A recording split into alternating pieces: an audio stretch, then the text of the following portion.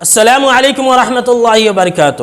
حامد و مصلیاً اما بعد، ناظرین کرام، میرے مسلمان بھائیوں، اس سے پہلے میں نے آپ کو نحوست کے تعلق سے جو باتیں بتلائی تھی، آج میں پھر سے وہی باتیں لے کر کے حاضر ہوا ہوں تاکہ مسلمان اپنے عقیدے کی اصلاح کر لیں۔ آج کل کے بہت سارے مسلمان بھائی بہت ساری چیزوں کو منحوس سمجھتے ہیں۔ انہی میں سے ایک یہ ہے کہ شام کے وقت میں ناخن نہیں کاٹنا۔ اگر آپ نے ناخن کاٹ لیا تو پھر کچھ نہ کچھ نقصان ہو جائے گا، شام کے وقت میں نہیں کاٹنا۔ دیکھیے یہ کوئی بات ہے بھائی، نقصان ناخن کے اندر ہے، نفع و نقصان کا مالک تو اللہ ہے۔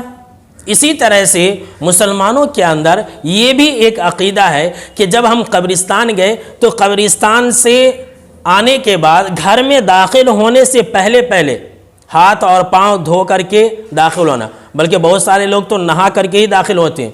وہ جب تک اپنے ہاتھ اور پاؤں کو نہ دھو لیں جب تک وہ گھر کے اندر داخل نہیں ہوتے، اور کہتے ہیں کہ دراصل بات یہ ہے کہ جو مر گیا ہے، جس کے جنازے میں ہم گئے تھے، ان کی روحیں ہمارا پیچھا کرتی ہے۔ اگر ہم ہاتھ پاؤں دھو کر کے داخل نہیں ہوئے تو پھر وہ ہمارے گھر کے اندر وہ روح داخل ہو جائے گی۔ استغفر اللہ، کیسی بدعقیدگی ہم مسلمانوں کے اندر آ گئی ہے، اور یہی ساری چیزیں تو ہماری ہلاکت و بربادی کا سبب ہے۔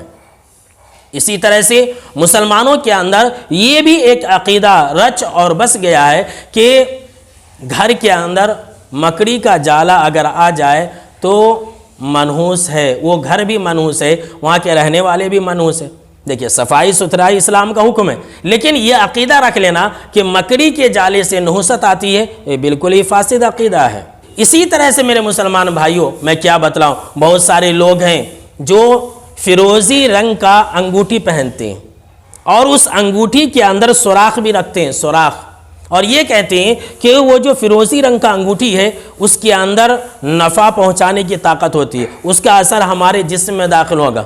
اور کتنے ایسے لوگ ہیں جو شادی کے لیے الگ انگوٹھی پہنتے ہیں، اسی طرح سے صحت یابی کے لیے الگ انگوٹھی پہنتے ہیں، رزق میں برکت کے لیے الگ انگوٹھی پہنتے ہیں، اولاد حاصل کرنے کے لیے الگ انگوٹھی پہنتے ہیں، یعنی ہر چیز کے لیے وہ لوگ الگ الگ انگوٹھی پہنتے ہیں، اور یہ سمجھتے ہیں کہ ان پتھروں کے اندر طاقت ہوتی ہے۔ یاد رکھ لیجئے، کسی پتھر کے اندر اتنی طاقت نہیں کہ وہ کسی انسان کو نفع پہنچا سکے، کسی انسان کو نقصان پہنچا سکے۔ اگر آپ کو میری باتوں پر یقین نہ ہو تو یاد کر لیجئے حضرت عمر رضی اللہ تعالی عنہ کا وہ بیان جو انہوں نے حجر اسود کو چومتے ہوئے کہا تھا کہ اے پتھر، مجھے معلوم ہے کہ تو نفع نقصان کا مالک نہیں ہے، آج جو میں تجھے چوم رہا ہوں وہ صرف اور صرف اس لیے چوم رہا ہوں کہ میرے محبوب جناب محمد عربی صلی اللہ تعالی علیہ وسلم نے تجھے چوما تھا۔ جب حجر اسود کے اندر یہ طاقت نہیں ہے کہ وہ نفع نقصان کا مالک ہے، تو فیروزی رنگ کے پتھر کے اندر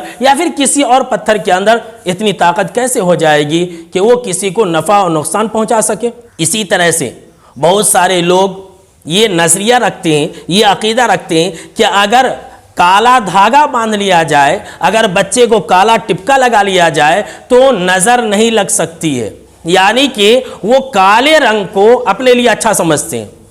میرے مسلمان بھائیوں، ذرا آپ سوچئے کہ انسان کے جسم پر کالے بال بھی ہیں تو کیا وہ کافی نہیں ہے؟ انسان کے جسم پر کالی بھویں بھی ہیں، کیا وہ کافی نہیں ہے؟ انسان کے جسم پر کالے مونچھ بھی ہیں، کیا وہ کافی نہیں ہے؟ انسان کے جسم پر کالے داڑھی کے بال بھی ہیں، کیا وہ کافی نہیں ہے؟ پھر الگ سے دھاگا باندھنے کی کیا ضرورت ہے؟ معلوم یہ ہوا کہ یہ عقیدہ سرے سے باطل ہے، اسلام میں ان باتوں کا کوئی تصور ہی نہیں ہے۔ بہت سارے لوگ ہیں جو کالی رسی اپنی گاڑی کو باندھتے ہیں اور کہتے ہیں کہ یہ کالی رسی باندھنے سے ہم نقصان سے بچ جائیں گے، ہمارا ایکسیڈنٹ نہیں ہوگا۔ انسان کو خود اپنے آپ پر بھروسہ نہیں ہے، بریک پر بھروسہ نہیں ہے جس سے گاڑی رکتی ہے، اور انسان رسی کے اوپر بھروسہ کر لیتا ہے۔ کیسی مسلمانوں کے اندر ایمان کی کمزوری آ گئی ہے۔